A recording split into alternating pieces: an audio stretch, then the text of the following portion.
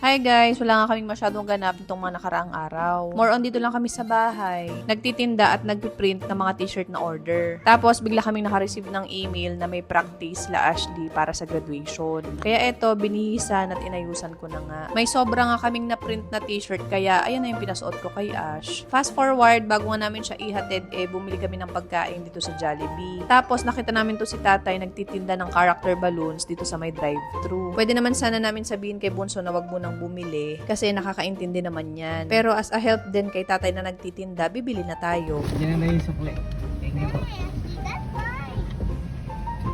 Pagkatapos nga namin bumili ng pagkain dito sa Jollibee, dumiretso na kami dito sa school ni Ash. Medyo inagahan talaga namin ng punta para mapakain muna namin si Ash bago siya pumasok. And fast forward, after namin kumain, ayan, nag-open na yung classroom nila Ash at pinapasok na namin siya. Iniabot na nga rin ni teacher tong mga gamit ni Ash na ginamit nila ng 1 taon. 2 oras nga namin aantayin si Ash kaya nagpunta muna kami dito sa may Walter Mart Makiling. May inaasikaso kasi si daddy dito na pagkakakitaan din. Wala talaga kaming ibang ginagawa ngayon habang bakasyon si Ash kundi ang maghanap ng pagkakaperahan. Mahigit 1 hour pa bago lumabas si Ash kaya sabi ko mag-grocery na muna kami ng paninda. Nag-CR nga to si Bunso at ayaw magpasama. Sabi ba naman, Mommy, Daddy, don't come. I can do it. Pero syempre kahit ganon, susundan niya ng daddy niya. Actually, may plano ako mag-grocery sa ibang araw. May listahan na ako pero hindi ko dala. Kaya kung ano lang yung mga naalala ko, yun lang muna yung binili ko. Sayang na rin kasi itong oras ng pag-aantay namin. Wala rin pala ako dalang pera kaya umutang muna ako dito sa sugar daddy ko ng pambayad. Pagbabangan namin, nakita namin tong Julie's kaya ayan, bumili na rin kami ng tinapay.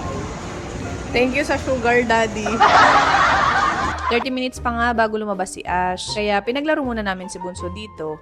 Fast forward, after nila maglaro, ayan, dumiretso na ulit kami papunta sa school ni Ash. Pagdating namin dito, si Daddy na ang bumaba at sinudo na si Ash dun sa classroom niya. Hi! Hi! Close the door.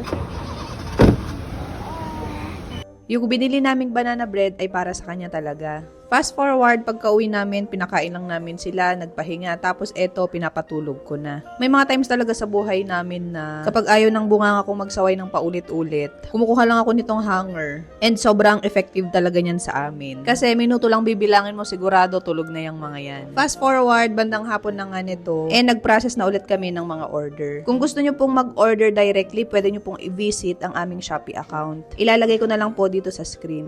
Yun lang muna for today. Thank you for watching.